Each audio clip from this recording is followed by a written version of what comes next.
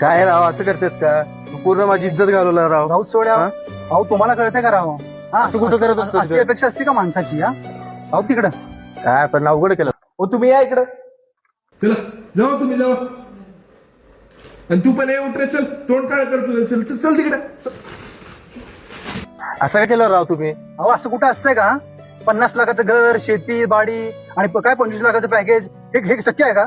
अरे मुलीसाठी तुम्ही नवरा शोधताय का इन्व्हेस्टर शोधताय? आणि इन्व्हेस्टर शोधत असेल तर एक नाही 4 लागतील. माहिती का तुम्हाला? अरे पाहुण्यांकडे गेल्यावर ना कधी चड्डी धुवायला टाकला नाही त्यांनी.